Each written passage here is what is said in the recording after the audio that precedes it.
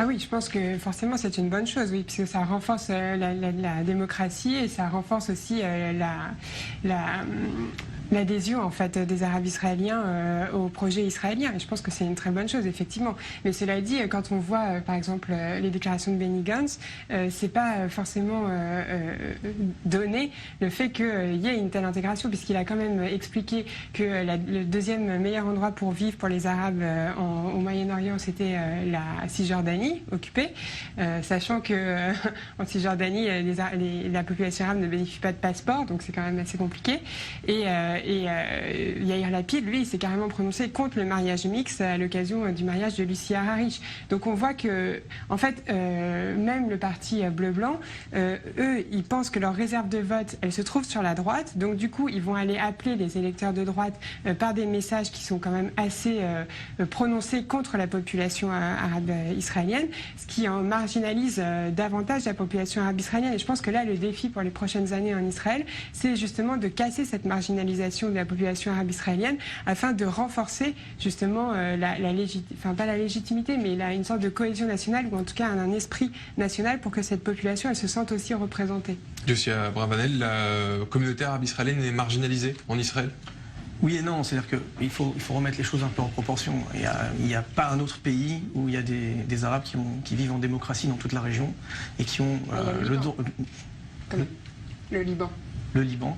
Si vous appelez ça une démocratie, avec le Hezbollah au Parlement. Oui, mais après, vous voyez, c'est un pays où on peut dire ce qu'on pense, le Liban, le chasse au Parlement aussi. Hein. Non, mais vous croyez qu'au Liban, honnêtement, on peut parler contre le Hezbollah au Liban? Non, mais le fait est que c'est une démocratie qui est effectivement fragile. On ne peut pas comparer la démocratie libanaise et la démocratie israélienne.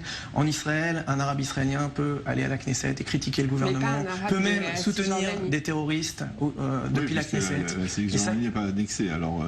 Elle n'est pas annexée. Bon, ça, la Syrie, c'est encore autre chose. Mais moi, je veux dire une chose. Il y a 2 jours, une députée de la liste arabe unie a appelé M. Benny Gantz un criminel de guerre. Et ça reflète un petit peu ce que pensent les élus arabes de la liste arabe unie. On est dans la diabolisation d'Israël au niveau de la direction et au niveau de la majorité de ces élus-là.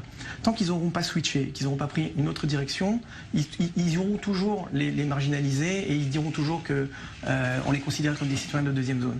Moi ici je rencontre énormément d'Arabes, on est ici à Jaffa, c'est une ville mixte, arabe et juive.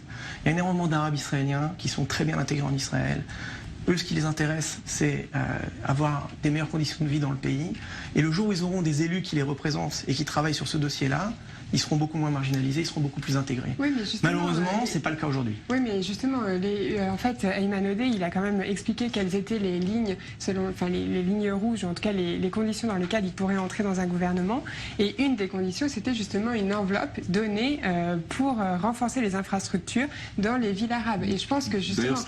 C'est important de souligner parce que Binyamin Netanyahou lui-même, son gouvernement, a investi dans le secteur arabe israélien, on ne le dit pas souvent, mais une somme de 15 milliards de shekels sur plusieurs années pour développer quelque part les infrastructures et favoriser d'une certaine manière, essayer de rétablir, on va dire, la discrimination dont était victime la population arabe israélienne. Mais c'est vrai, ce que dit aussi, ça me rappelle en fait cette histoire assez connue des obsèques de Shimon Peres. Les Arabes israéliens avaient boycotté les obsèques de Shimon Peres alors que Mahmoud Abbas y était présent. C'est vous dire donc parfois quelque part la radicalisation d'au moins cette liste arabe unifiée. Et même à l'époque, on avait été surpris par la position d'Ayman Odeh qui était considéré jusque-là comme un leader arabe relativement modéré, et on l'avait vu à ce moment-là adhérer au positionnement de Balad et de Bassam Gattez qui a fini sa carrière en prison. Donc effectivement il y a une volonté d'Ayman Odeh qui semble être une volonté presque personnelle et individuelle, pas obligatoirement la volonté de l'ensemble des partis arabes, de se rapprocher de l'électorat israélien, de rapprocher au moins une partie de l'électorat arabe israélien de l'électorat juif israélien pour lui donner le sentiment de participer à la vie de la société civile.